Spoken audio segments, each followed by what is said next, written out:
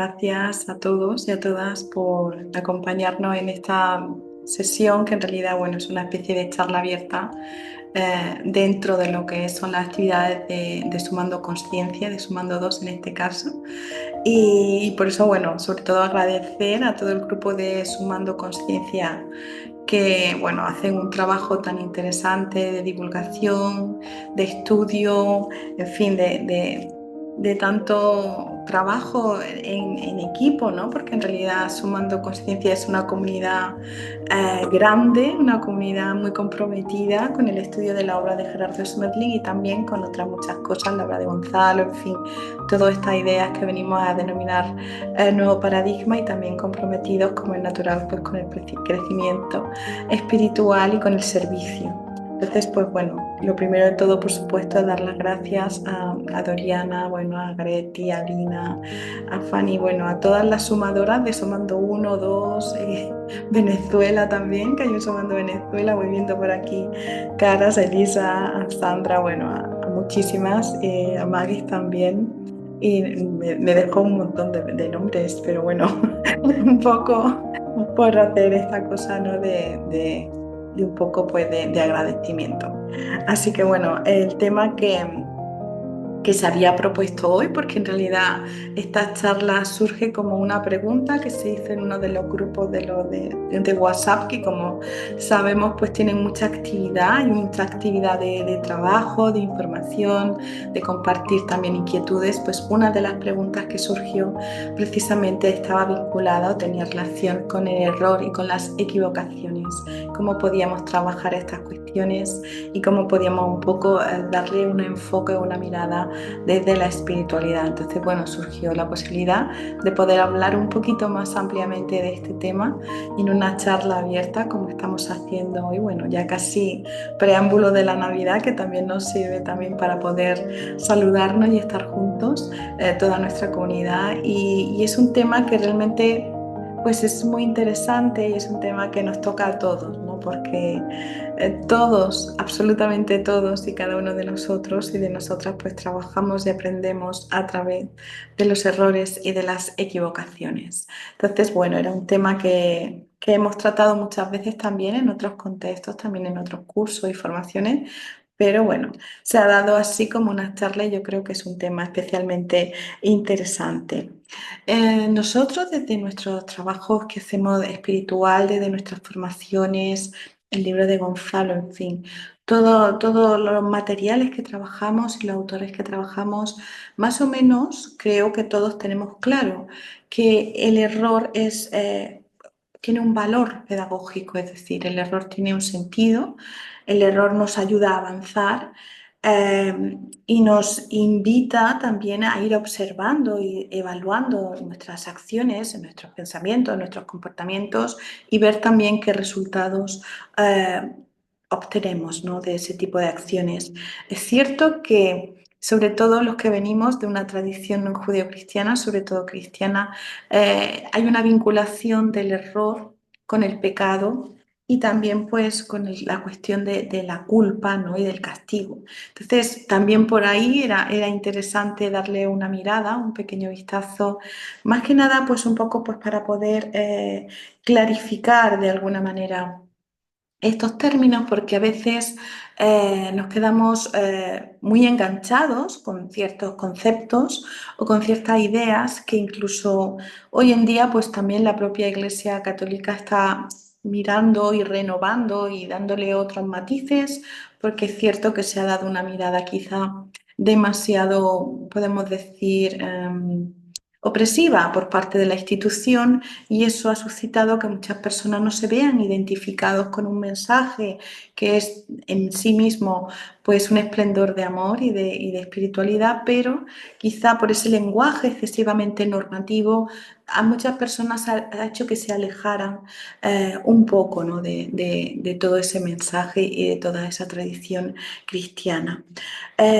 Realmente a mí me gusta también mirar el significado y el origen de las palabras, porque como hacemos siempre y como tantas veces decimos, muchas veces mirando ese origen o esa etimología etimología, vemos que, bueno, que no todo está tan claro ni la usamos de una manera adecuada, ¿no? Muchas veces las palabras. Eh, Como sabemos, los textos sagrados, por ejemplo, pues tanto la Biblia, escrita en hebreo, como el Nuevo Testamento, escrito también en griego en el siglo I y luego traducido pues, a otro, al latín y luego pues, a las lenguas vulgares, a lo que son las lenguas vernáculas de cada país, pues las palabras en las que están escritos los textos pues tienen que ir siendo traducidas de una lengua a otra y de una lengua a otra. Y a veces en esas traducciones se pierde mucho, a veces poco, pero a veces mucho también del significado original de esos términos.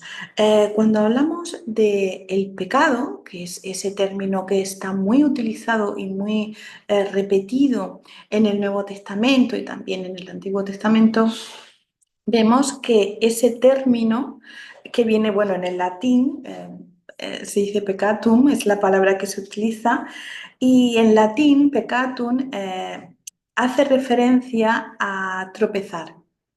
En latín, peccatum quiere decir tropezar o equivocarse, pero sin ningún tipo de connotación de juicio o de culpa, es decir, era usado en esa época, pero sin ese tipo de connotación. A su vez, cuando vamos a las palabras más originarias de esos textos, por ejemplo, el hebreo, la palabra utilizada tiene la raíz hatag, y que a su vez en arameo hay otra raíz aún más antigua que es kata, de ahí el término katahain, y estos términos, tanto el hatag como el kata, hacen referencia también a, es una raíz que tiene referencia al error como equivocación en el sentido de tirar al blanco con una flecha y no acertar, no alcanzar una meta cuando hay una competición o cuando se produce un error involuntario. Es decir, cuando yo erro el tiro, cuando yo intento darle en blanco y fallo, evidentemente siempre es un error involuntario, porque nadie quiere darle a la diana y de manera consciente fallar, sino que bueno, no se tiene la suficiente capacidad o la suficiente habilidad pues, para dar en ese blanco, ¿no? Entonces, vemos que esas son las palabras que usan lo que es el texto originario, tanto en hebreo como en griego, cuando hacen referencia a una palabra que después se traduce como pecado, que en realidad quiere decir error, y además incluso en las raíces más antiguas, también en griego, esa idea de, de la amartia, ¿no? Que es un término que incluso usa Aristóteles, hace referencia a un error, a veces un error trágico o un error fatal, pero no deja de ser un error. Entonces, claro, vemos que cuando a veces intentamos un texto pasarlo a otro idioma o a otro idioma, hay un momento en el que nos perdemos de alguna forma en la traducción, porque no podemos encontrar palabras sinónimas porque no existen exactamente las mismas palabras, entonces tenemos que rellenar el hueco de alguna forma. ¿Qué ocurre? Que la palabra error se transforma en otra palabra que queda ya para el siglo, que es la palabra pecado, pero claro, el pecado tiene una connotación claramente moral y además lleva aparejado un castigo. Entonces, claro, eh, los errores, no, cuando uno se equivoca, cuando tira al arco o al blanco, no hay un castigo que vaya unido, o sea, es una equivocación, es algo que no nos sale bien o que no podemos alcanzar una meta o un objetivo, pero no lleva esa connotación aparece posteriormente y es la propia institución la que va dando connotaciones y ese tipo de que al final se queda como el significado de la palabra, pero que en realidad incluso la más cercana en latín, que es peccatum, no hace referencia pues eso, a un tropezar, a un equivocarse, ¿no? Sin ningún tipo de ese tipo de connotaciones, ¿no? Entonces, claro, vemos que ya ha pasado la palabra error a pecado ya tiene otra connotación muy diferente y además, claro, cuando hablamos de pecado enseguida nos viene la idea de castigo, es decir, tiene que haber un castigo para esa acción equivocada. Claro, ¿cómo se castiga? Pues en la tradición más austera y más seca del cristianismo pensamos pues en el infierno, que total es un sitio donde te vas a quedar ahí toda la vida, donde no hay ningún tipo de salida y además ardes y es un sitio horrible.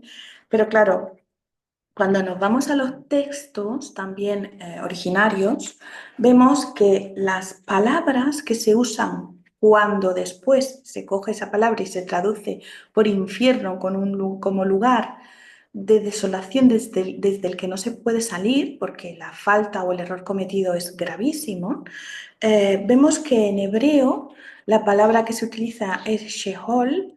eh, en griego hay distintas palabras para referirse a ese lugar, que puede ser el Hades o Gehenna o incluso Tartarus, pero esos lugares, por ejemplo, el Sheol en hebreo es un lugar de inconsciencia, es decir, es un lugar donde van los muertos, es un lugar de sepultura común, pero no tiene una carga moral o castigo como modernamente o posteriormente se le da a la palabra infierno, ¿no? Entonces, claro, em, cuando se refieren al infierno en estas escrituras, como es un término que no tiene una traducción exacta y que además no está claro lo que quiere decir, pues se usan muchas palabras cuando quieren decir infierno. Y por ejemplo se habla a veces de infierno, pero otras veces se habla de abismo, otras veces se habla de sepulcro, otras veces de un lugar donde se está a punto de morir, es decir, que en la propia traducción no siempre aparece la palabra infierno cuando se usan estas palabras tipo Sheol o en hebreo o en griego, pues Gehenna, etcétera, ¿no? Entonces vemos que hay una confusión en este sentido porque esta valoración moral conlleva un castigo que la cultura durante muchos siglos hace o afianza esa idea de que equivocarse está muy mal, porque equivocarse conlleva un castigo que puede ser eterno. Y además se nace ya con una culpa, con un error, con un pecado que es originario y que se va heredando. Entonces, claro, el cristianismo también habla de perdón y habla de reparación, es decir, también habla de arrepentimiento, es decir, que también tiene conceptos que pueden ser edificantes.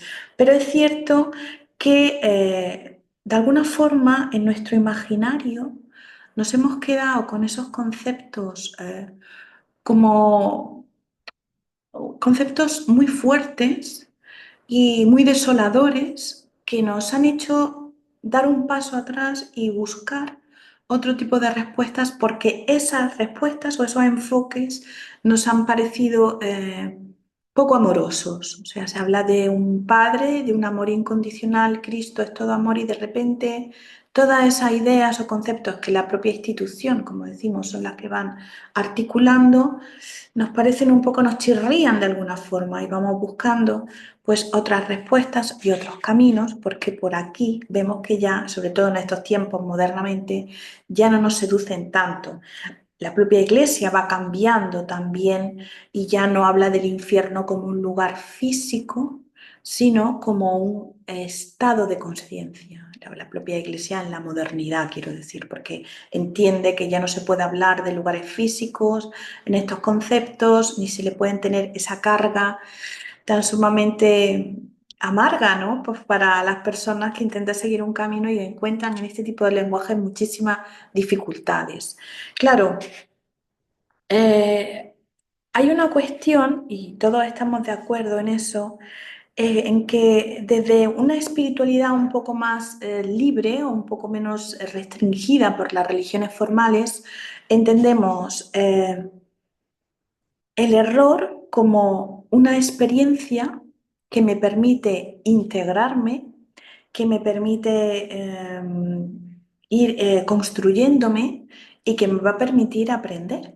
Entonces, claro, desde ahí salimos de esa definición de pecado de la que hablamos etimológicamente, tan sumamente restrictiva, y hablamos del error como una herramienta, es decir, como una herramienta que ofrece el universo, la vida, el absoluto, Dios, cada uno lo puede denominar como quiera, pero que me ofrece pues para poder conocer las leyes.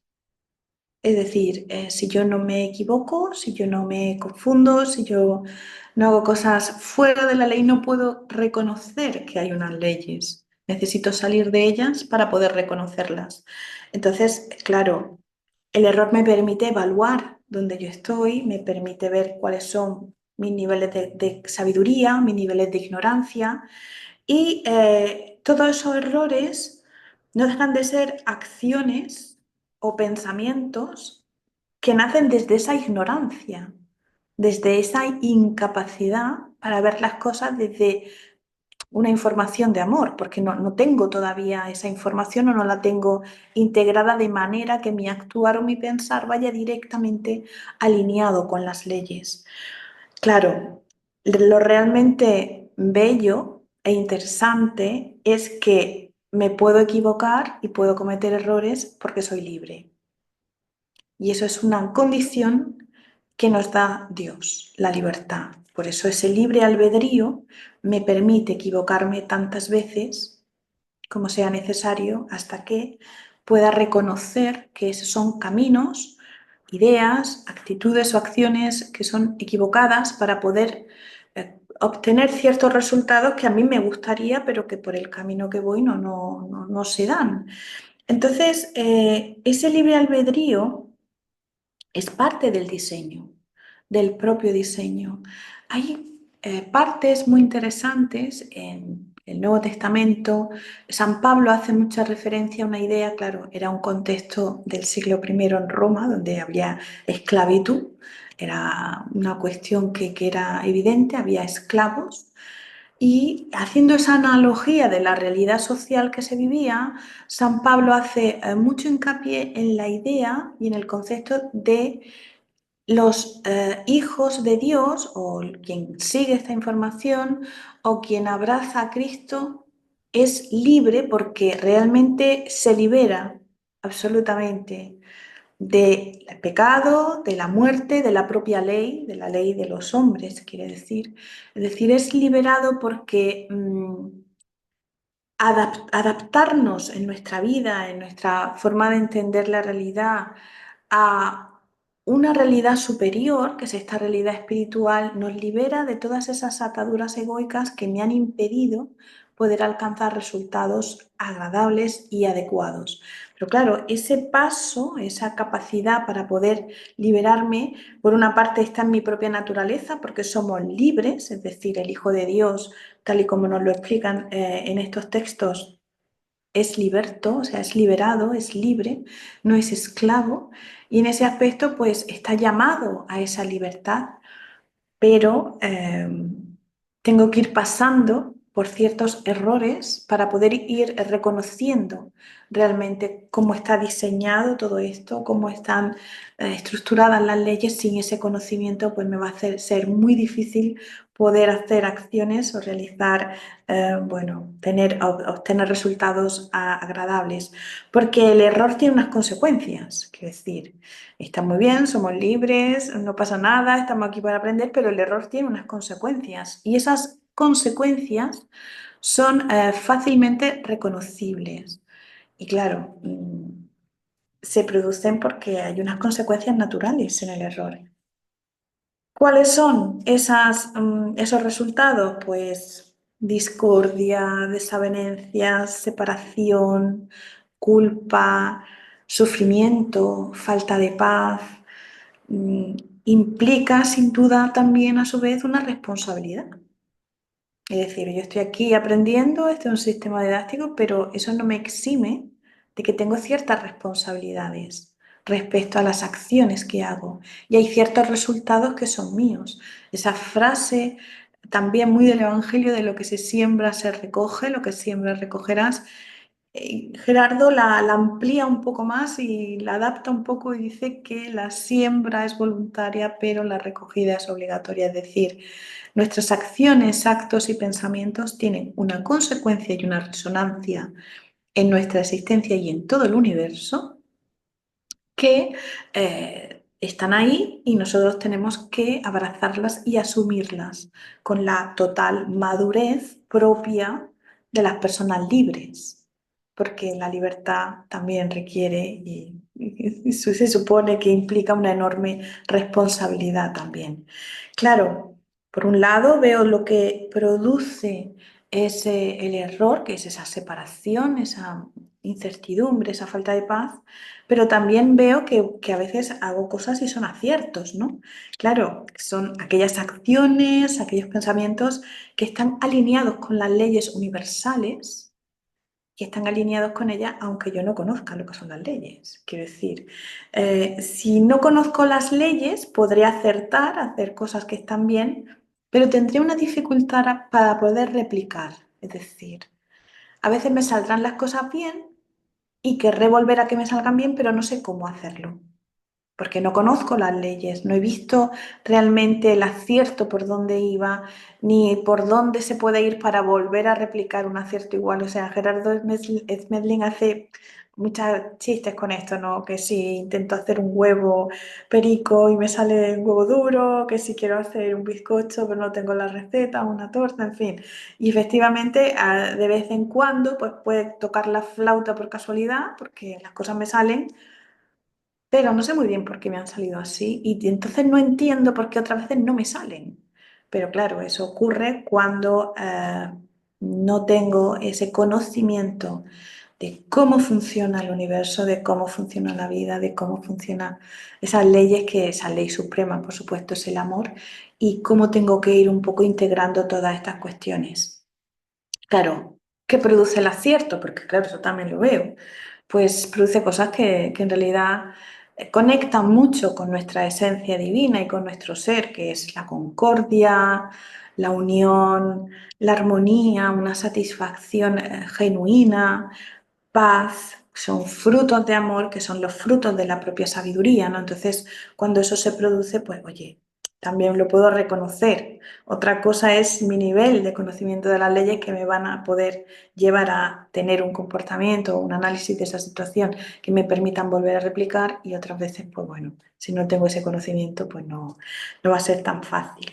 Entonces, sí que vemos claro, creo que todos los que estamos aquí tenemos claro esa cuestión de que el error o equivocarse es una gran herramienta de aprendizaje, porque vivimos en un mundo de la forma, todos los que estamos aquí somos almas en evolución, pero el sistema, tal y como está un poco configurado, está configurado como un sistema pedagógico, es decir, un sistema de aprendizaje.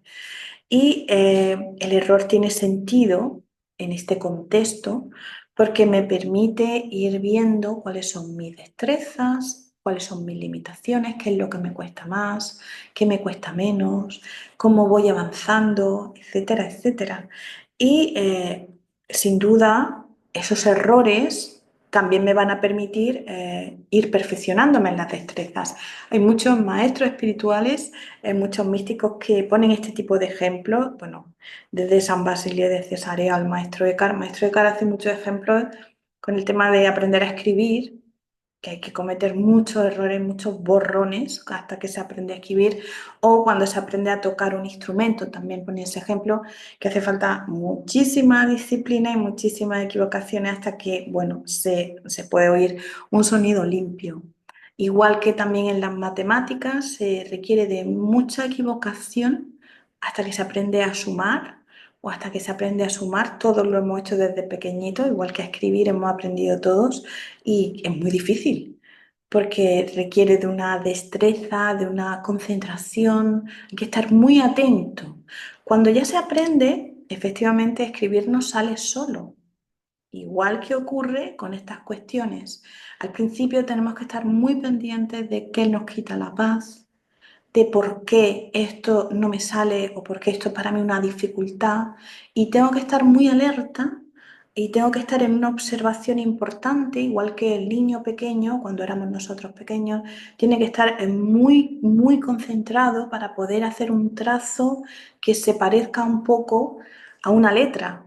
Y luego no solo es eso, es que esos trazos o letras se tienen que corresponder con imágenes, símbolos, señales o signos que nosotros hemos dado, manzana en manzana y botella en botella, y se escribe diferente. Y es muy complicado en realidad. Pero en el crecimiento espiritual también existe una complicación que sobre todo es mayor al principio, igual que cuando se aprende una destreza o una disciplina, la que sea, porque la ignorancia y la falta de conocimiento sobre esa cuestión es total, y después se va progresivamente trabajando con eso que se va conociendo, con esa información adecuada, es decir, el trazo es así y no es asado, pero después tengo que hacer un montón de cuartillas o de copias, no sé. Aquí en España había una cosa que eran los cuadernillos rubios, que se llamaba, y era todos los niños aprendíamos con eso, que había que hacer una copia y otra copia y otra copia, hasta que aprendíamos ya a escribir. Pues aquí es un poco igual, ¿no? Porque hace falta aprender y hace falta equivocarse, y es una cuestión de destreza, pero también de entrenamiento. Es decir, no sale a la primera. Este tipo de cosas nunca salen a la primera. ¿Cómo podemos aprenderlo las personas, aparte de equivocándonos, que es una forma bastante interesante? Pues también los seres humanos aprendemos con la observación.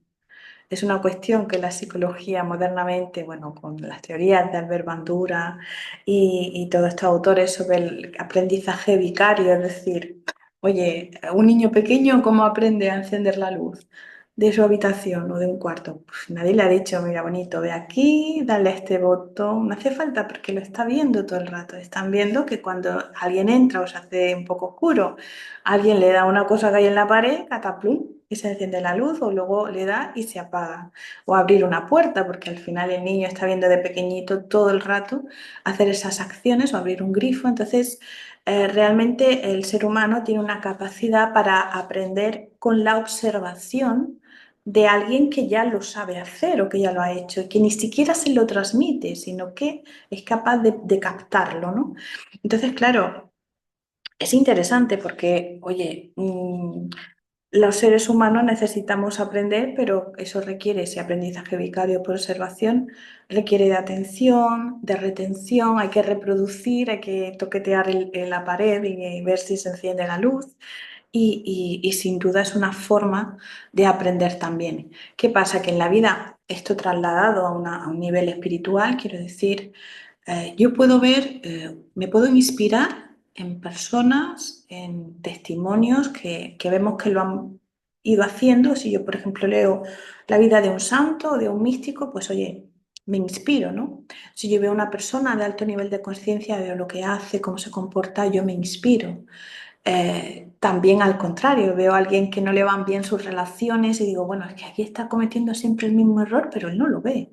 Pero yo sí lo veo porque estoy fuera, ¿no? Y tengo una capacidad de observación y no estoy metida en ese tsunami emocional que me impediría a lo mejor hacer un análisis, porque a veces desde fuera, luego cuando nos pasa a nosotros ya es otro cantar, pero a veces somos capaces de observar con cierta distancia y decimos, uy, pues esto, o sea, que esa observación y ese aprender en cabeza ajena, que se dice que es muy difícil, pero bueno, a veces sí que se puede aprender cosas en cabeza ajena, es una forma de aprendizaje.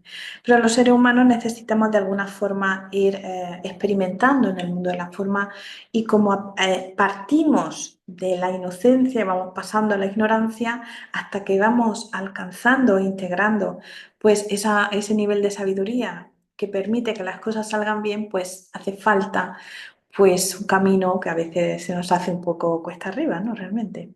Claro, ¿dónde puedo yo observar los resultados de las cuestiones? Aparte de estas características que hemos dicho que sin duda tiene el acierto y tiene el error. Pues hombre, yo tengo mis áreas externas y mis áreas internas, pues para poder ir viendo eh, cómo va mi nivel de aprendizaje o mi nivel de equivocación. Si yo veo, por ejemplo, en mis áreas externas, o sea, la salud, las relaciones, los recursos, la adaptación, yo voy viendo cómo se me van dando esas áreas. Si tengo un montón de peleas y desavenencias con mis vecinos, con mis amigos, con mis padres, no me hablo con mi pareja, mi hijo, no sé qué, algo está pasando, porque en realidad si esas relaciones no van bien, pues algo tendré que cambiar, tendré que buscar nuevas estrategias para relacionarme con las personas a otro nivel para no tener tanta discrepancia o tantos conflictos, ¿no? Si yo veo que tengo incapacidad para adaptarme a los cambios o las circunstancias que se van moviendo en mi vida, pues querrá decir que hay algunas cuestiones que no he acabado de comprender o de integrar. Yo puedo observar esa cuestión. Entonces es interesante ir viendo mis áreas, cómo van funcionando para ir calibrando cuál es mi capacidad para ir integrando información que me permita obtener como resultado resultados satisfactorios o no. Igual que mis áreas internas, es decir, cuál es mi nivel de equilibrio interior o de paz interior, cuál es mi nivel de felicidad, cuál es mi capacidad de ser de servicio a otros, ¿no? Es amplio, está limitado, está restringido, solo puedo ser de servicio a aquellas personas que me caen bien, las que ya no me caen bien, ya no me gusta tanto serles de servicio, ¿qué hacemos? Entonces, bueno, eso es interesante también verlo. El tema por el que surgió un poco esta propuesta, que eran unas preguntas concretas, ¿no? Que hacía Gerardo Smedley, aquí ya sí que nos centramos un poco en lo que era la pregunta que se hizo en ese chat. Que fue Fabián precisamente quien planteó esas preguntas respecto a cómo Gerardo nos invita, Gerardo Smedley, a poder observar lo que son los errores en nuestra vida y poder trabajarlos como camino al aprendizaje, ¿no? Una de las preguntas que se planteaba como una especie de test personal o autoevaluación, pues para poder un poco analizar honestamente las cuestiones que vivimos, ¿no? Cuando estamos en alguna dificultad o problema, eso que llamamos problemas, ¿no? Esos procesos en nuestra vida que podemos llamar, bueno, he metido la pata aquí o allí, pues una de las preguntas que plantea es, ¿qué hiciste para que esto sucediera? Es decir, hemos llegado a una situación, sea la que sea, puede ser de pareja, de amigos, de recursos, de salud, de lo que sea. ¿Cómo hemos llegado a esta situación? Porque claro, las cosas tienen, o sea, hay un hilo del que tú tiras y vas viendo todas las cuestiones o todas las situaciones, todas las actitudes y todas las decisiones que has tomado para llegar a ese momento.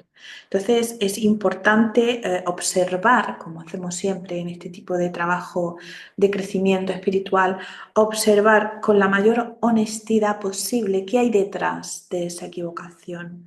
Es decir, ¿es un patrón? ¿Es algo que se repite siempre o muy parecido?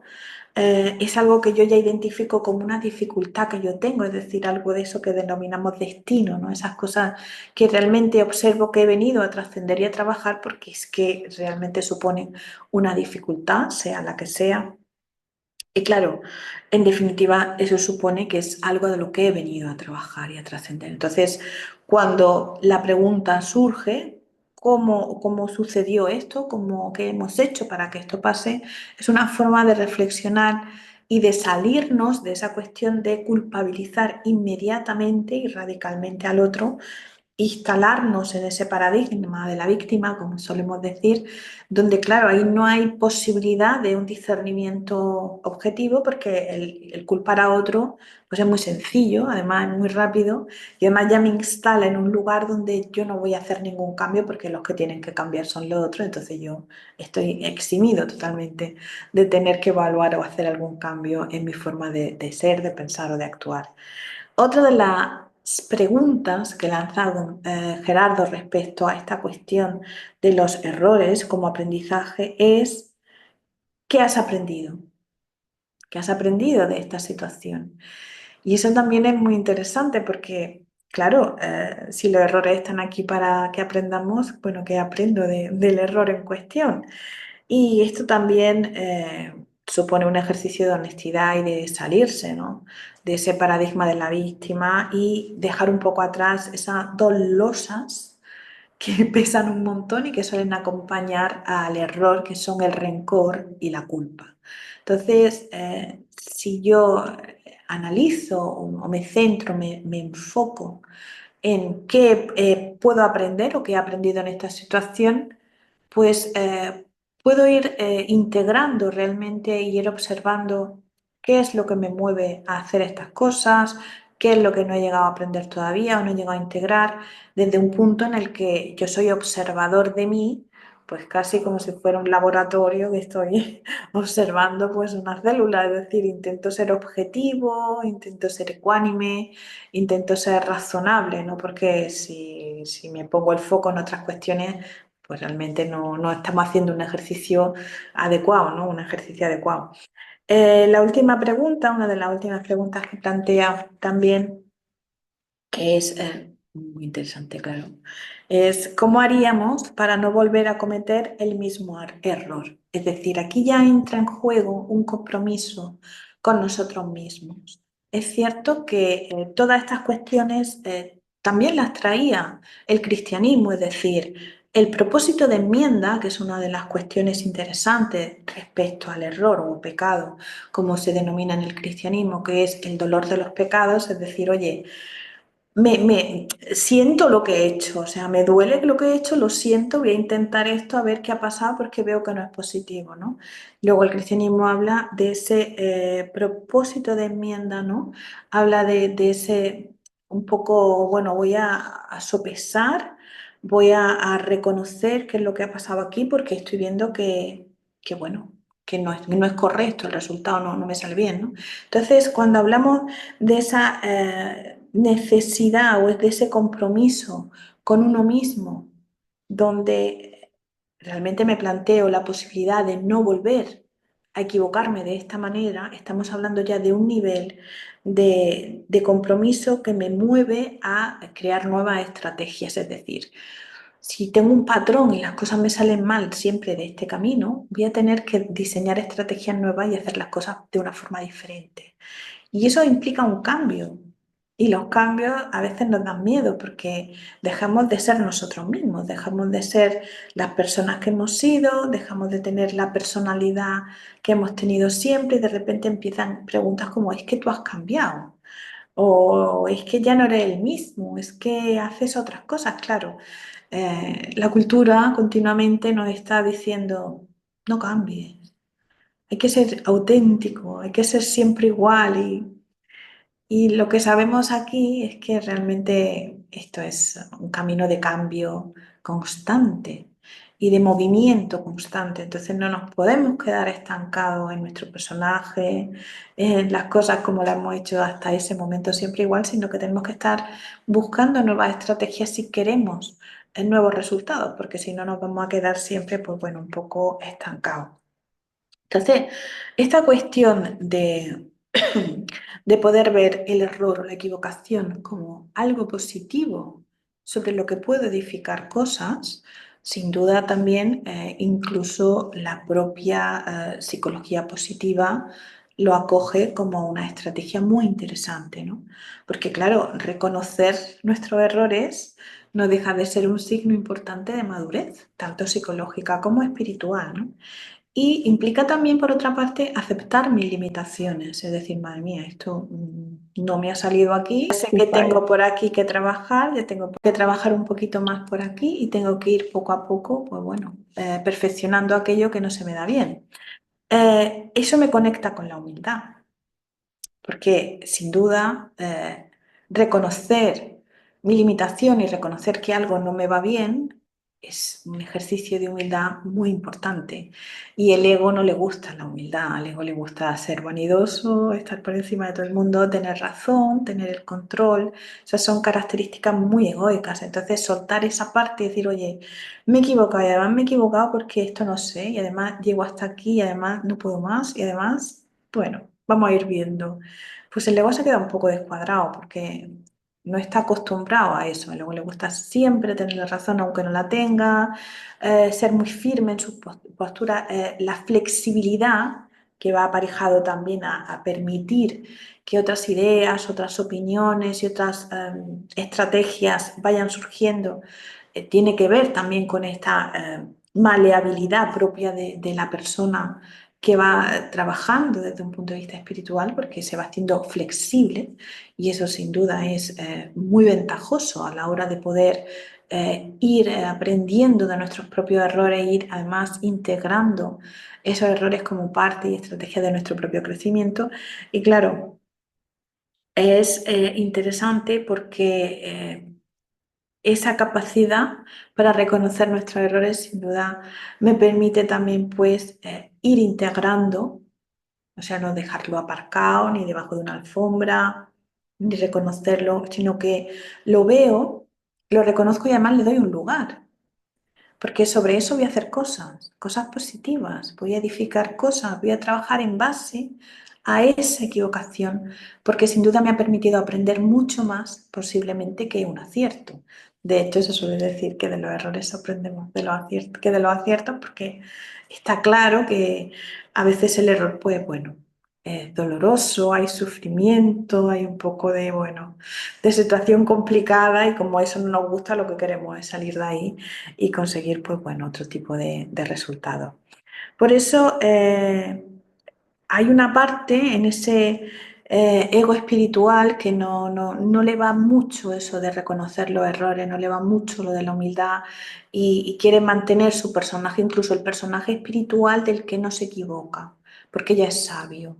Entonces el ego espiritual te hace creer que eres sabio, que tienes una capacidad muy importante, ¿no? Para discernir cuando en realidad, bueno, si los resultados no son buenos, da igual los libros que te hayas leído, los cursos que hayas hecho, los años que lleve aquí, si no hay buenos resultados, es una impostura, ¿no? Es realmente, pues bueno, una máscara, esa mirada esa miopía egoica, ¿no? Que parece que vemos las cosas y en realidad están completamente, pues, distorsionadas, ¿no? Claro, en la espiritualidad, como veíamos al principio también con la etimología, la espiritualidad, dependiendo de las espiritualidades, pues hay una mirada diferente. Claro que está que, por ejemplo, en tradiciones espirituales como el hinduismo o el budismo, esa idea del pecado no hay una traspolación, no hay una correlación porque tienen otros conceptos totalmente diferentes. Pero ya desde la antigüedad, todas las espiritualidades, aunque los conceptos sean diferentes y bueno, la visión del mundo sea diferente, hay coincidencias en la cuestión de eh, mantener o transmitir preceptos de cosas o guías para que el camino sea más fácil, nos equivoquemos un poquito menos, ¿no? Entonces, el hinduismo, por ejemplo, ya en los Vedas, nos habla de esos cuatro preceptos básicos, ¿no? Que son, pues, el Dharma, que tiene que ver con la práctica religiosa, aquello que tiene que ver con lo económico, el Artha, el Kama, que tiene que ver con los sentidos, el Mosca, que tiene que ver con la liberación, o sea, te va dando como guías, como pistas, la propia ley de Moisés, o sea, los 10 mandamientos del judaísmo, pues son, pues bueno, un manual de instrucciones que es bastante sencillo, ¿no? Es decir, amar a Dios, no tomar el nombre de Dios en vano, santificar las fiestas, honrar a tu padre y a tu madre, no matarás, o sea, tú vas viendo los 10 mandamientos y dices, bueno, pues aquí no hay nada tampoco, ninguna tontería dicha. Quiero decir, otra cosa es que yo me equivoque 1000 veces, pero la espiritualidad o todas estas mediaciones te van dando de alguna forma guías y de mira, estos son los errores que hay que evitar principalmente. Entonces, vamos a intentar no equivocarnos mucho, pero esto, cuidado, porque esto es lo potente. Claro, en el budismo, esas faltas más comunes, porque ya vemos que esa idea o concepto del pecado no existe como tal, pero son bastante profundos también, ¿no? Claro, nos dicen las faltas más comunes en el budismo, no tomar ninguna vida, no tomar lo que no te pertenece, no tener conductas sexuales dañinas, abstenerse de mentir, abstenerse de hablar con dureza, no hablar de banalidades, o sea, aquí van como más precisos, ¿sabes? No difamar, que es uno de los grandes, bueno, compromisos éticos del budismo, ¿no? Abandonar la avidez, desechar el odio, purificar la mente, decir, bueno, nos equivocamos continuamente, tenemos que equivocarnos para aprender, pero hay que intentar alejarse de esto, que son como los errores más troncales, ¿no? Más comunes. Claro, estos preceptos o estas orientaciones con el cristianismo además toman un giro un poco inesperado de guión, ¿no? Porque Cristo dice, bueno, sí, esa ley de Moisés está maravillosa, yo no vengo a abolir eso porque esto es una cosa que, en fin, no hay reproche que hacerle. Pero todo esto lo podemos resumir aún más y se puede resumir en solo dos mandamientos, ¿no? Que sería amar a Dios sobre todas las cosas y amar al prójimo como a uno mismo. Entonces vemos que toda esa cultura sancionadora, porque claro, no matar, no robar, se está viendo que claro, que el que lo haga detrás va a un castigo natural, porque es como una especie de consecuencia natural. En el cristianismo, con el mensaje de Jesús, de repente se torna en una mirada positiva, donde lo que se habla es de amar, amar, amar, amar, amar a Dios, amar al prójimo. De repente el centro del precepto es el amor. Entonces, claro, aquí aparece esa figura, ¿no? Del perdón, es decir, tú te equivocas, pero yo te perdono. Claro, en la cultura hablamos de que hay alguien a quien perdonar porque ha hecho algo malo. Y bueno, yo como no quiero vengarme, pues te perdono y más o menos, aunque por dentro no lo tenga muy claro, pero intento no vengarme o dejo que la venganza esté institucionalizada, entonces a través de lo que llamamos justicia, pues si te tienen que meter en la cárcel, que es una forma última de venganza, filosóficamente hablando, pero yo ahí ya no me implico demasiado, ¿no? Pero claro, Gerardo nos hace esa invitación también a ese perdón profundo que implica una comprensión tan sumamente profunda y que va más allá, a través de la cual vemos que no hay nada que perdonar porque nadie te ha hecho nada en realidad, porque cada uno hace lo mejor que puede en cada momento con la información que tiene y con la ignorancia que maneja. Eso no quiere decir que haya acciones y que haya cosas que nosotros no podemos aprobar, porque están totalmente desalineadas de esa información de amor, de esa ley del amor. Entonces no podemos aprobarlo ni las podemos secundar, es decir, no estamos de acuerdo y no lo vamos a hacer nosotros ni vamos a apoyarlo. Pero entendemos que esa persona desde su ignorancia y desde bueno, la sabiduría más o menos que maneje, esa es la acción que ha considerado hacer o es como piensa y considera además que es lo adecuado, ¿no?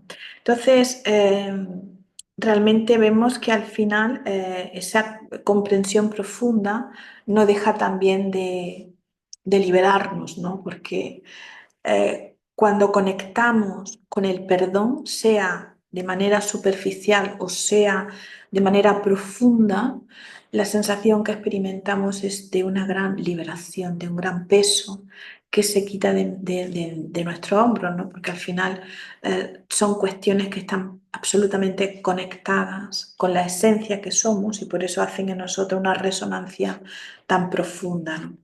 Claro, hemos estado hablando todo el rato del que se equivoca, ¿no? Que es lo que somos, ¿no? Personas que se equivocan. En la tradición se habla de pecadores. Nosotros, pues bueno, vamos a dejarlo en personas que se equivocan. Pero también hay personas que aciertan mucho y tenemos que fijarnos en esas personas que han conseguido integrar e ir acertando cada vez más, que es lo que en la tradición espiritual se llama el santo.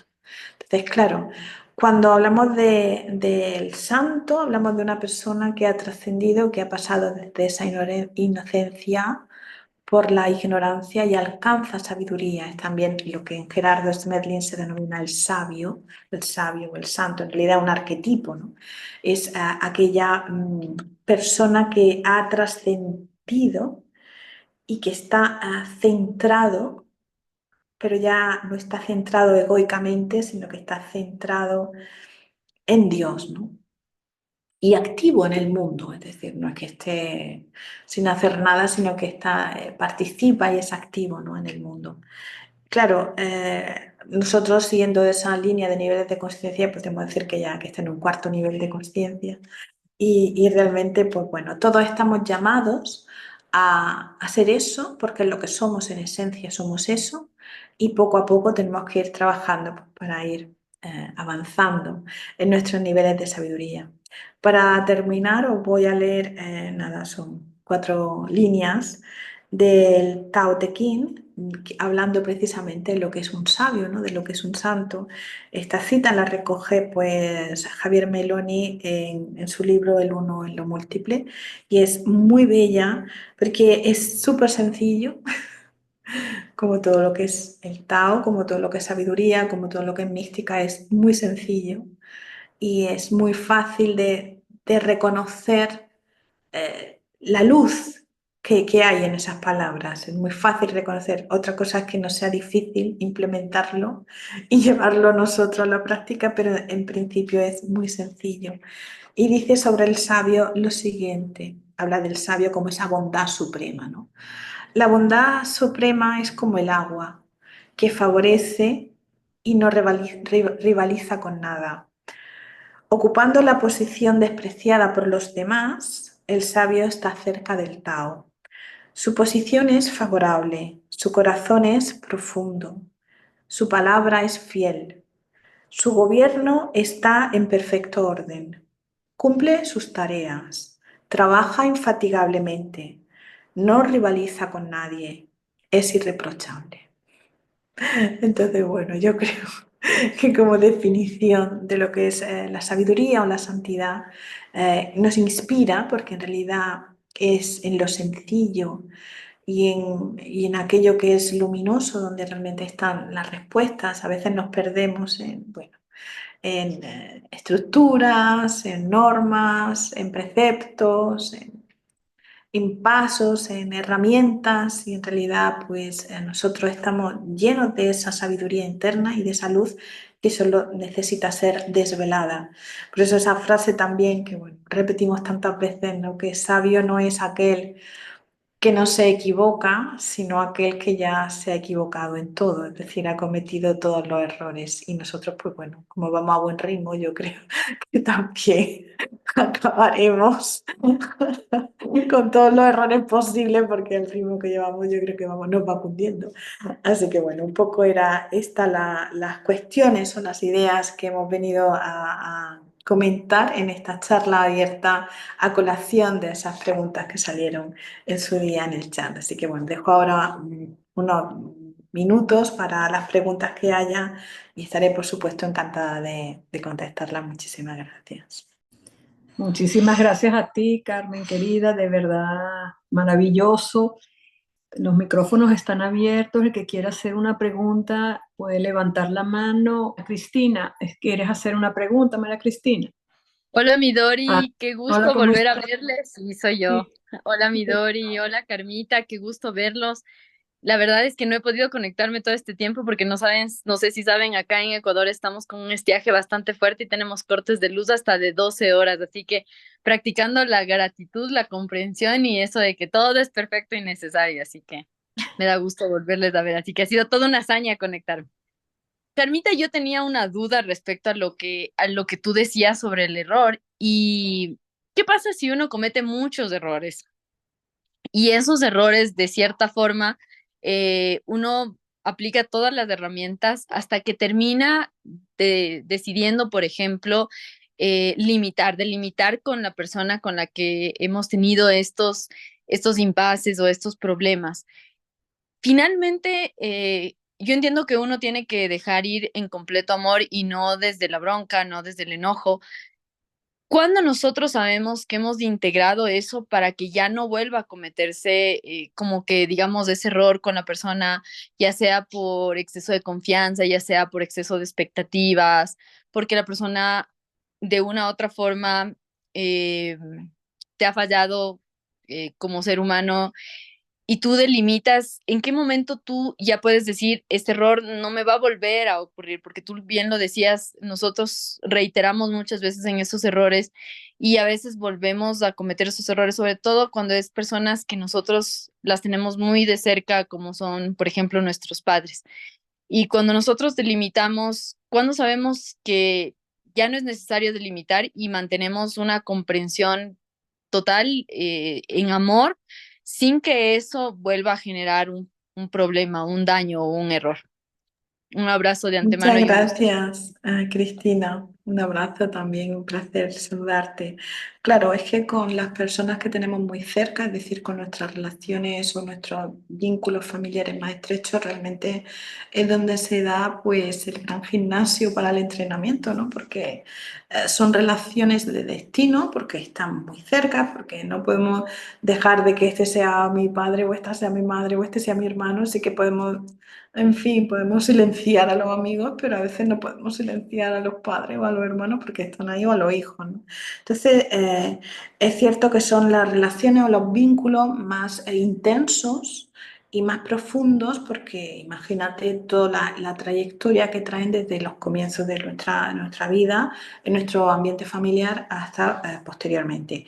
¿Qué ocurre? Que incluso en esos vínculos que son estrechos, que vienen marcados por nuestro nacimiento, no quiere decir que no podamos delimitar. Es decir, delimitar es una herramienta de sabiduría, es muy difícil hacerlo con discernimiento y con maestría, porque a veces nos pasamos y a veces nos llegamos cortos y entonces, claro, es difícil darle en el punto exacto, pero lo que tenemos que tener claro es que nosotros tenemos un cuerpo físico, mental y emocional.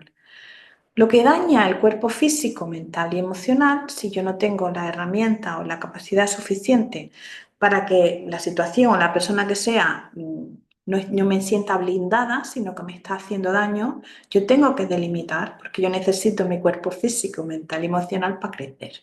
Entonces, como no puedo discernirme de esos cuerpos, pues tienen que ser cuidados y atendidos.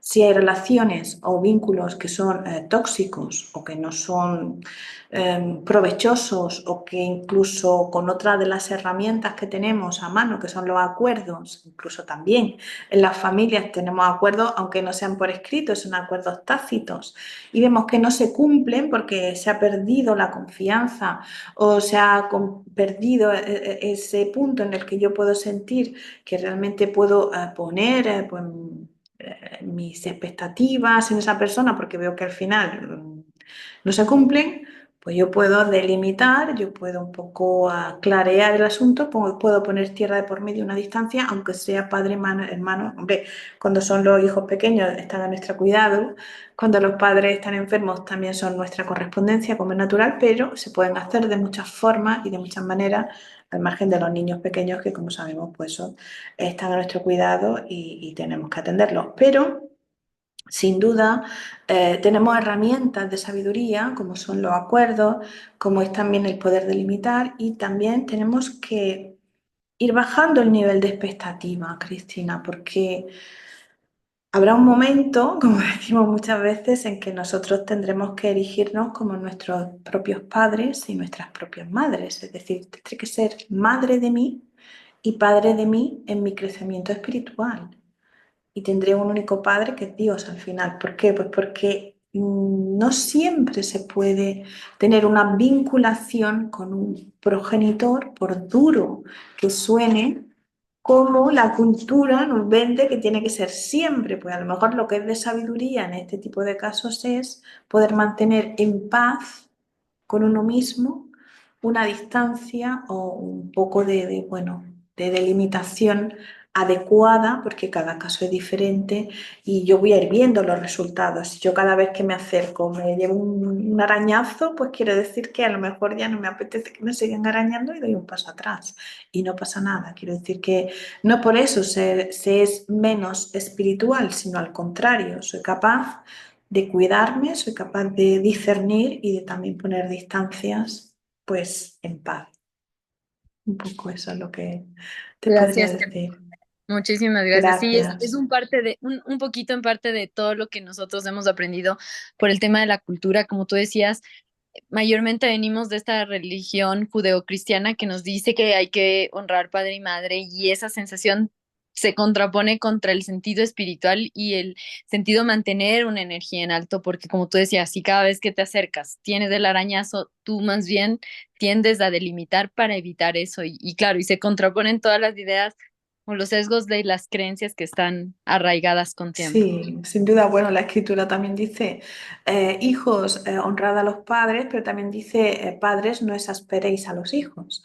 Es decir, que realmente también se habla de ese camino de vuelta que a veces los padres es que no hay quien lo aguante, o sea que hay que hacer algo. Entonces, bueno, hay que intentar siempre, conforme uno va creciendo también en sabiduría, lo va viendo todo más relativamente y uno emocionalmente está menos disponible a ser arañado.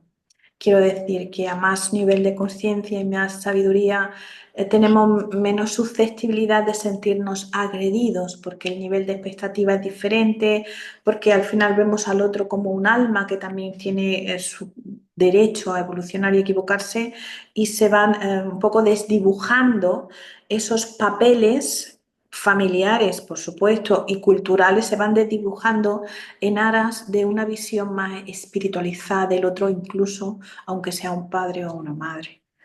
Muchas gracias, Cristina. Gracias. Efectivamente, y voy a dar un pequeño aporte, ¿no? Porque creo que no, lo primero que uno tiene que hacer es que si algo me perturba de lo que hagan mi mamá, mi papá o cualquier ser, es que ahí es donde tiene que estar mi trabajo, ¿no? Y sobre todo en los padres, que me pasa, ¿no? O sea, estoy consciente, mi mamá vive conmigo y hay cosas que me perturban de, Doriana, eres tú la que tiene que trabajar, no que tu mamá tiene que cambiar, no que tu mamá hizo algo malo, ni no, no, no. Yo, para dejar de perturbarme. Y de verdad funciona excelente, porque cuando uno deja de perturbarse de verdad, no pasa más nada. Y digo, y entonces, ¿por qué no pasa nadie? Porque estoy tan perfecta y tan tranquila. Pero es como que enfocarnos en trabajar en nosotros de una en el momento de la perturbación. Mira, Carmen, te voy a leer aquí que está muy interesante. Una de las cuestiones que ponen aquí en el chat, ¿cómo se puede participar en la formación de desarrollo de conciencia? Sí, bueno, se puede participar anotándose en un mail que es info@desarrollodeconcienciaformaciones.com. Se lo estaba escribiendo porque creo que lo ha escrito una señora que se llama Gloria, ¿puede ser? Uh -huh. Correcto, ¿verdad? Sí. Y bueno, también a través de los chats de los grupos de Sumando Conciencia, pues bueno, simplemente yo creo que en mi móvil lo tiene todo el mundo ya. O sea que me pueden escribir directamente y la atiendo a quien sea, encantadísimo también, o a través de los grupos de Sumando, en fin. Empezamos el curso en enero, la verdad que el grupo está prácticamente ya lleno, pero sí que quedan algunas plazas por si alguien está interesado, pues pasaremos también por los grupos la información del curso, ya que nos la piden y ya pues le pueden echar un vistazo, bueno, y regalárselo como regalo de Navidad, pues regalarse una formación de este tipo así también. Muchas Y la gracias, formación es Gloria. excelente, es excelente y también acuérdense que tenemos el grupo de Sumando Conciencia 2, que nos reunimos todas las semanas, donde contamos con Carmen y estudiamos temita por temita de Smelling, todos en grupo. También pueden anotarse en eso si les provoca. Voy a hacer una pregunta yo, Carmen. Tú me vas a decir. A veces yo me confundo cuando estabas hablando tú de los santos, porque muchos santos han sido mártires, ¿no? Y los han proclamado santos. Y a veces me digo, oye, ¿el camino es ser mártir para que a mí me proclamen santo o el camino es ser sabio? Porque yo creo que el sabio no sufre, no es mártir. Y hay muchas historias de muchos santos que terminan con un sufrimiento impresionante. Bueno, pues yo creo que el mártir acaba con dolor, pero no con sufrimiento.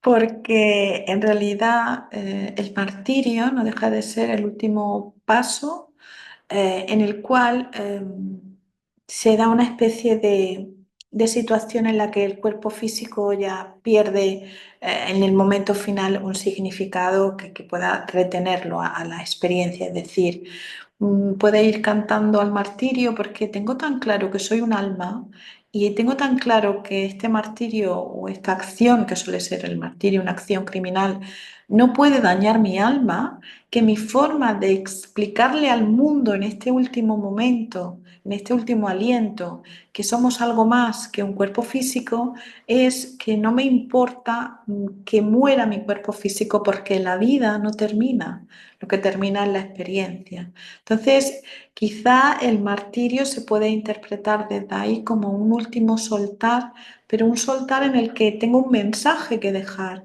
Tengo un mensaje que dejar porque la vida o las circunstancias me han puesto aquí, igual que el último aliento de Jesús en la cruz, que hay un sufrimiento, es decir, un dolor físico, pero no hay un sufrimiento mental al nivel de lo físico, es perdónalos porque no saben lo que hacen, porque son ignorantes, ¿no? Entonces, desde ahí hay pues un último testimonio, podríamos decir. No siempre el santo acaba de manera truculenta, quiero decir que muchas veces el santo muere en su cama o muere de viejo, o muere de una enfermedad común o corriente o lo que sea, pero no deja de ser muchas veces un último pasar, un último pasaje en el que hay un mensaje que dejar y es el cuerpo físico que tanto nos ayuda a crecer y un vehículo tan maravilloso y tan perfecto diseñado, pero que finalmente no deja de ser, pues eso, una especie de vestidura del que nos desprendemos porque el alma, o sea, la vida es eterna y no se ve limitado pues por la experiencia de un cuerpo físico que se consume, o bien por la edad o por la enfermedad o por, en fin, el martirio o lo que sea. Probablemente sea esto la cuestión. No quiere decir que un santo no tenga dolor físico, que no tenga una enfermedad o que no tenga una situación complicada, pero, como decimos muchas veces, también una cosa es estar enfermo, porque hay una enfermedad física, y puedes estar enfermo pero estar sano, porque tu alma o tu conciencia entiende que estás viviendo un proceso en el cual el cuerpo físico ya no puede responder más y además es limitado, pero trasciendes esa limitación porque sabes que, bueno, que el alma sigue en su aprendizaje y en su camino. Entonces, Perfecto, gracias querida. sí, Mira, creo aquí que hay una hay... pregunta que te quieren hacer, ¿cómo se debe manejar, cómo se debe manejar cuando hay poca paciencia con lo que hace el esposo? Me hace gracia porque no creo que nadie que esté casado no haya perdido la paciencia con su pareja nunca. O sea, creo que eso no existe, no está catalogado eso, creo yo. Pero No, bueno, y termina ahí diciendo, teniendo en cuenta que hay contacto todo el tiempo. claro, Termina, claro. Sí, claro, es Ah, que normalmente cuando algo te va mal, pues no se te despega, quiero decir.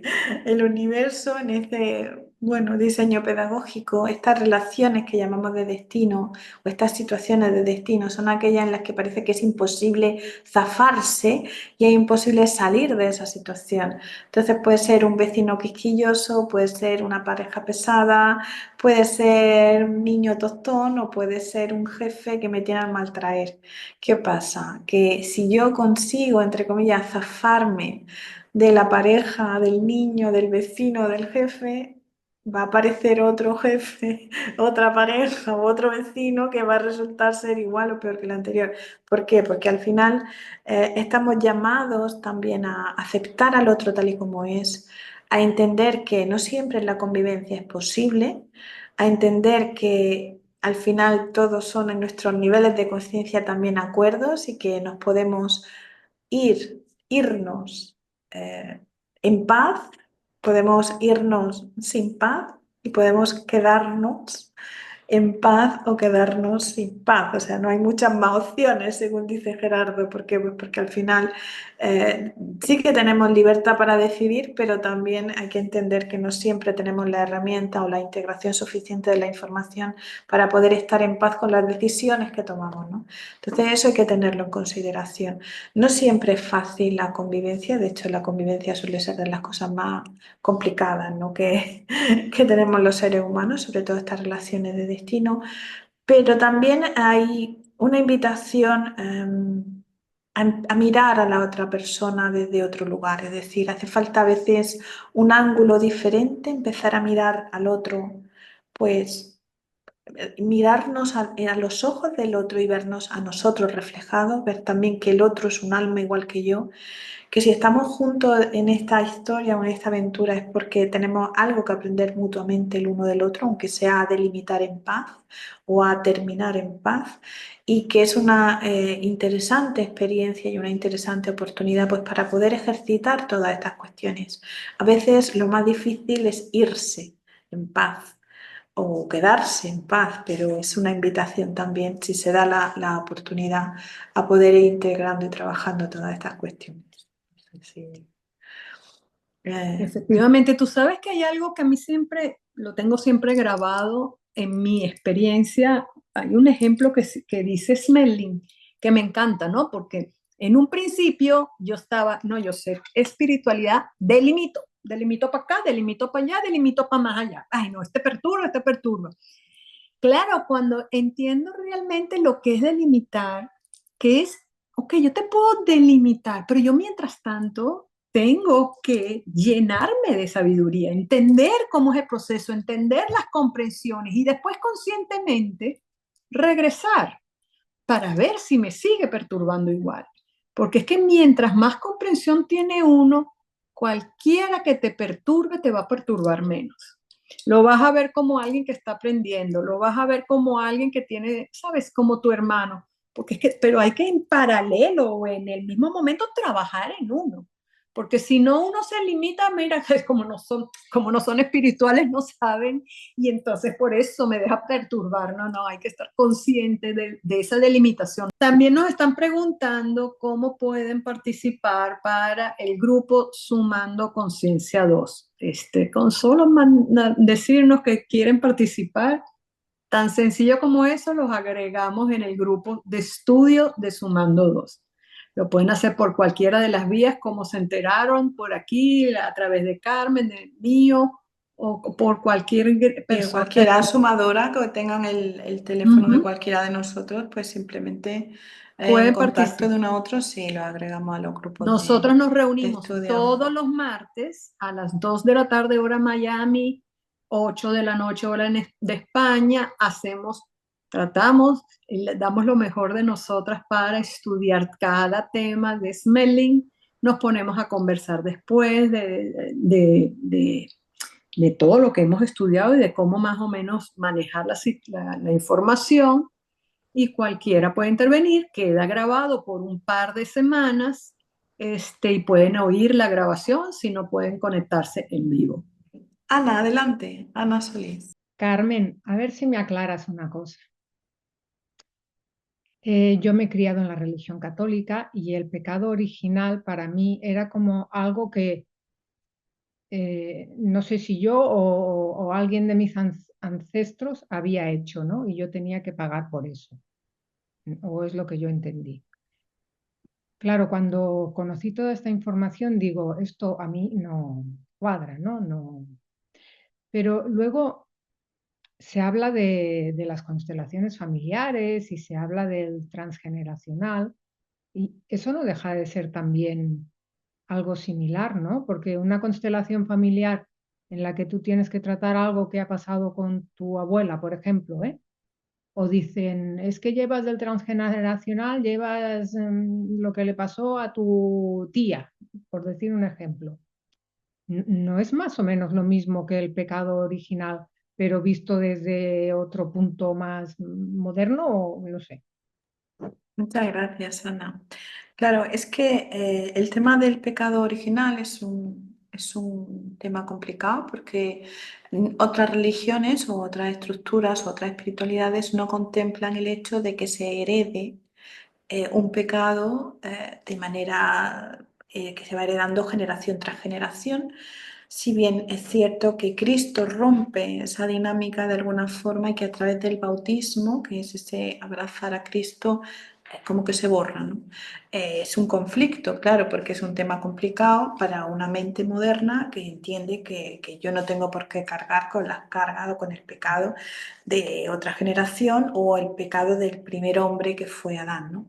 Entonces, claro, hay un hombre que es el que se supone que crea ese pecado, que es Adán, y hay un hombre que es Cristo, que es Dios, que es el que libera a su vez de esa cuestión.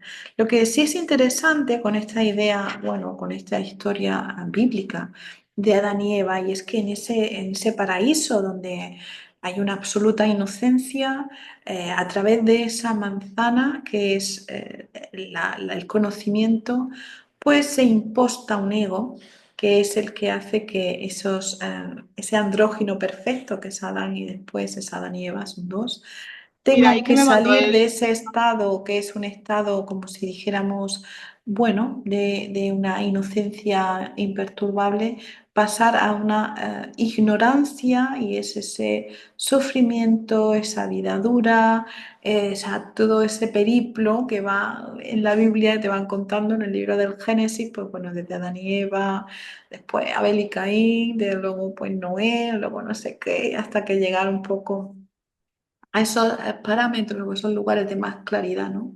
Ya a través de Abraham y los profetas, donde ya se van vislumbrando que, bueno, esto no es tan malo todo, sino que también hay cosas buenas.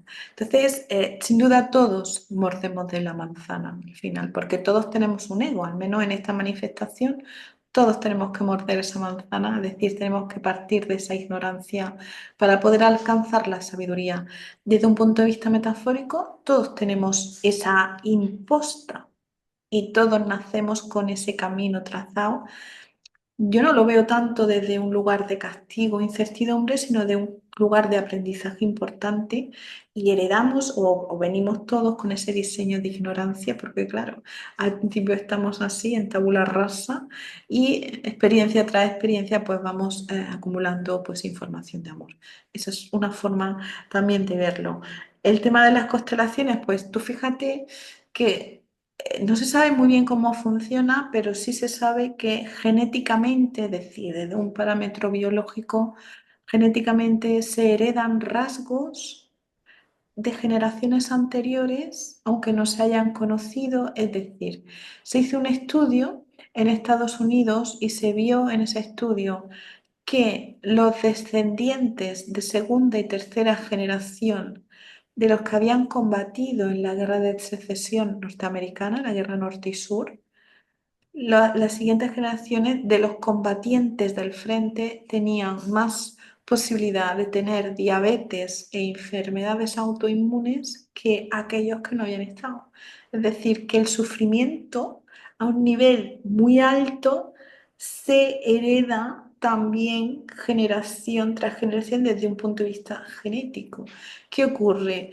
Que al final el diseño te pone a ti en un lugar de segunda generación porque tú tienes que vivir a lo mejor una diabetes. Quiero decir que la causación es descendente, que es al final la conciencia la que hace todos los diseños adecuados y correctos para que tú nazcas en el lugar, en el ambiente, con la familia, con la herencia, con el trauma y con el no sé qué, porque tú necesitas vivir toda esa experiencia y es perfecto que esté rodeado de todo eso, ¿no? De toda esa energía. Entonces, Pero claro, Carmen, ¿te refieres a una cosa física solo o las cosas emocionales también?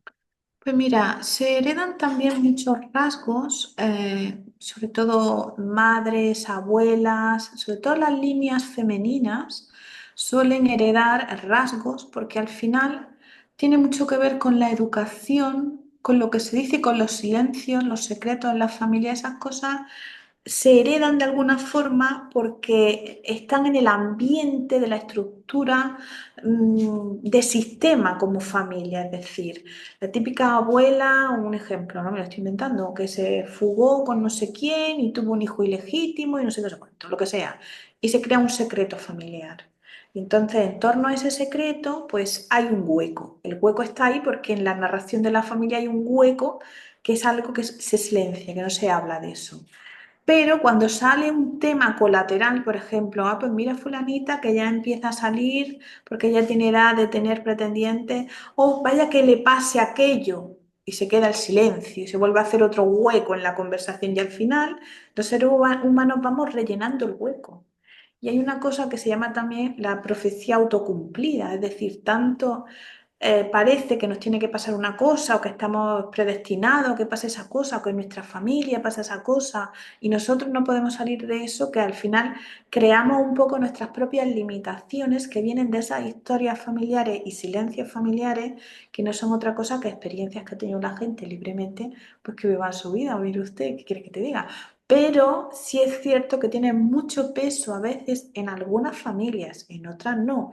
Y hay personas que tienen, no sé, vienen con otra herramienta, otras capacidades y no le influyen tanto, pero sí que hay personas sensibles que se ven afectadas por ese tipo de dinámicas familiares que se van heredando hasta que hay un punto en que se rompen o dejan de dar vueltas. ¿Por qué? Pues porque, bueno, pues porque hay alguien que decide que no se va a seguir por ahí, o se le da luz a ese secreto, o se habla de eso, o de repente deja de tener relevancia, o simplemente se olvida. No sé Carmen, si... si la culpa no existe, si el crecimiento es de nosotros como espíritus individuales, porque es algo nuestro, que nosotros venimos individualmente a comprender, a crecer, a transformarnos individual, no existe culpas de gente pasada. Lo que sí existe, como dice Carmen, tendencias de la familia que vienen de creencias de tantos tiempos que tienes un aprendizaje por ahí.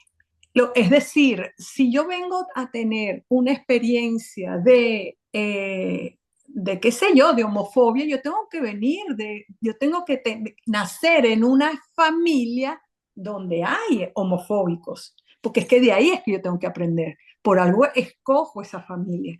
Pero que haya alguna culpa, que yo tengo que limpiar algo que hizo un antepasado limpiándolo con cosas, o sea, mi opinión no No, tiene que no, ver con esta información, efectivamente. O sea, no se ¿verdad? trata de que yo Exacto. tenga que hacer nada, pero sí puedo tener Son nuevas actitudes o nuevas informaciones que rompen esa creencia limitante que aún creencias, sin exacto. saberlo se va heredando de generación en generación. Pues cierta culpa o vergüenza a no sé qué, cierta necesidad de ser mirado o de tal, cierta aversión a ciertas cosas, pues a los que son de otro estatus social o que son de otro pueblo, porque nosotros siempre hemos odiado a los del pueblo de al lado, me lo estoy inventando, ¿no?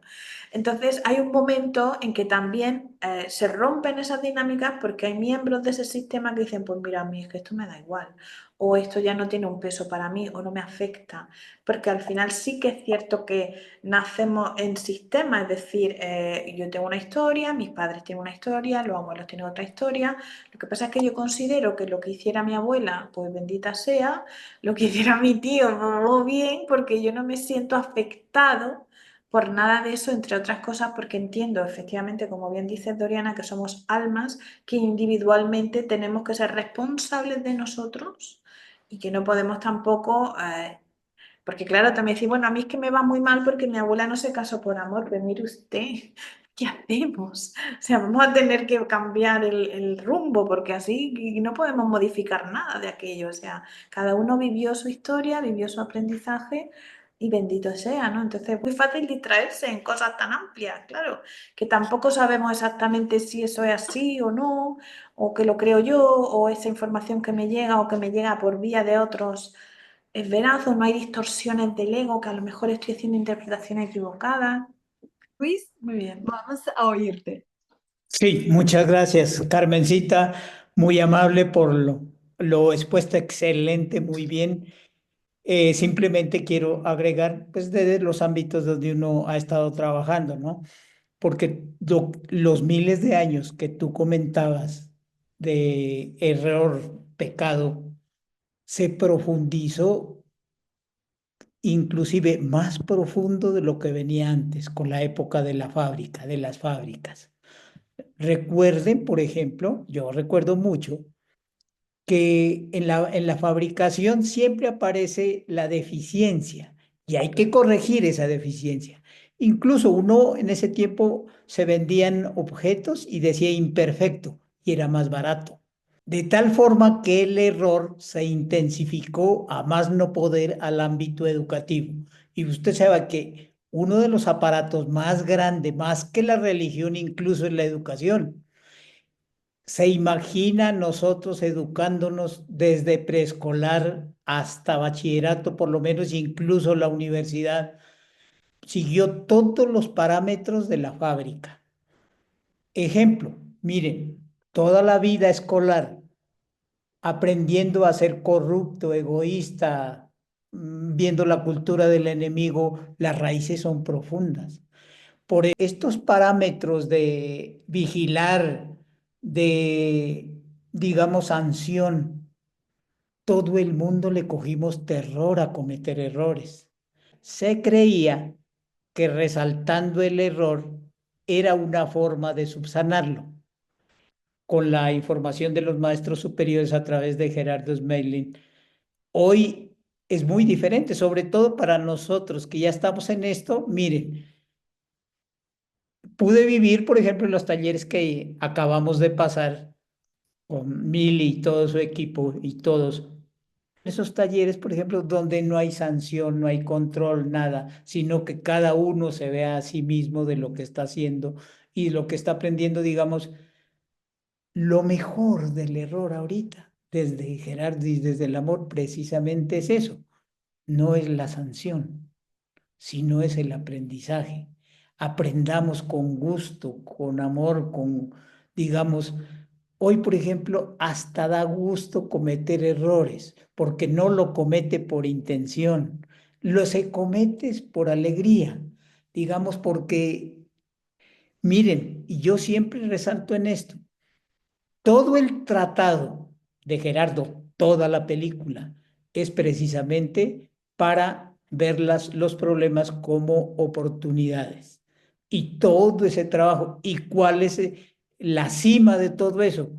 ¿Será que aprendemos alguna vez a disfrutar el error, a disfrutar el aprendizaje que nos deja el error? Entonces ya las cosas cambian, pero eso es la sabiduría. Y muchas gracias porque tú lo haces ver con mucha calidez y capacidad para esto. Digamos que en eso tenemos mucho trabajo en todas partes del mundo, porque hasta ahorita, donde uno ve, hasta la misma familia, cree que cometer el error es lo peor que le puede pasar a una persona y no es así. Es lo mejor lo que le puede pasar. Muchas gracias. Muchísimas gracias, Luis, por tus palabras y también, bueno, por el testimonio que nos traes, y por tu estudio también en la obra de Gerardo, que nos anima también pues a seguir estudiando y trabajando. Y efectivamente, como dices, ojalá en lo que es la educación estuviera también, pues ha habido intentos muy loables, ¿no? Como toda esa educación Montessori o Waldorf, que intenta dar pues otros caminos, otras alternativas, pero que no siempre con éxito en un ambiente, pues bueno, tan competitivo a veces como es la propia educación y tan saturado de viejos conceptos que son ya el antiguo paradigma. Pero efectivamente, pues hay que intentar disfrutar de la vida, disfrutar de la experiencia, intentar hacer siempre lo mejor posible en la medida de que podamos hacerlo lo mejor posible y entender también nuestras limitaciones, disfrutando del proceso, pues lo que podamos. Claro que sí. Muchísimas gracias, Luis. Hay una pregunta de Ingrid que tiene la mano levantada. Adelante, Ingrid. Hola, ¿cómo están? Gracias por este encuentro, Carmen. Bueno, más que pregunta, solo quería hacer una acotación en lo que estás mencionando de la genética, que ya efectivamente hay una ciencia que se llama epigenética, que es la que se encarga de estudiar toda esa parte que se transmite a nivel de información entre las diferentes generaciones. Lo otro es, por un lado, y otra cosita, que se hacen muchas preguntas en relación al delimitar, y obviamente desde mi perspectiva, porque obviamente no soy dueña de la verdad, que porque le he pensado mucho, y muchas personas temen, o sea, porque se genera la duda, ¿no? ¿Cuándo delimitar, cuándo no delimitar, cuándo es momento de irse, o si me voy, entonces estoy aplazando, o estoy aprendiendo la materia, o sea, porque se genera esa duda. Entonces, hay un ejemplo muy interesante que me llama la atención, por ejemplo, y es bastante gráfico, el ejemplo de una pareja donde el hombre, por ejemplo, es violento con la esposa. Entonces, desde la información, la mujer se puede preguntar, ok, si yo me voy, estoy aplazando la materia, debo delimitar al separarme, este, me debo quedar porque, bueno, si por la misma información que si no aprendo voy a repetir la experiencia. Se surgen todo ese tipo de preguntas. Sin embargo, como ustedes ya lo mencionaron y lo mencionan a través de la información de Gerardo, en ese punto concreto hay como dos vertientes, ¿verdad? La persona puede huir, ¿sí? Porque, bueno, uno tiene la información de sabiduría en ese momento y pues obviamente o se va o la matan, entonces es mejor huir. Y obviamente ahí en ese punto no está pasando la materia, como dirían. Sin embargo, hay otro punto donde la persona puede conseguir información, ¿verdad? De, ok, porque para que una persona llegue a ese extremo de que el esposo la maltrate de esa manera, es porque esa persona se ha anulado a un punto, o sea, donde su autoestima o su autovaloración o esa persona en sí o sea, no se reconoce a sí misma, o sea, es tanto el punto así que no se reconoce que recibe tanta violencia de lo externo, porque es la misma violencia que ella se está transmitiendo a través de no valorarse, a través de no quererse, a través de no marcar, de no respetarse, ¿verdad? Entonces, si esa persona llega a ese punto de análisis donde, oye, ok, yo estoy en esta experiencia porque no me estoy valorizando, porque no estoy, porque me estoy anulando, necesito empezar, como quien dice, a yo también ejercer cierto comportamiento que es como, ya va, no me trates así, no hagas esto, no hagas lo otro, ¿verdad? Pero la persona entiende que es porque ha llegado un punto en que ella se ha anulado y ya llega un punto en que dice, no, o sea, ya no puedo convivir aquí y se puede ir. Pero ya en ese punto, porque la persona, de hecho, como dice la ley de afinidad, como hay una frase que dice, ¿no? Como es adentro es afuera, y de hecho se ve reflejado a través de la ley de afinidad y la ley de correspondencia, ¿no? Que tu mundo interno crea tu mundo externo. Si esa persona en ese punto se da cuenta de que, ok, lo que debo hacer es subir mi autovaloración porque yo soy un ser humano que también vale, ¿sí? Su mundo interno ya deja de eliminar esa violencia porque ya esa persona se empieza a reconocer. Y en el momento en que se reconoce, esa persona, ok, ya decide marcar el límite, me voy porque aquí lo que viene es que me van a matar.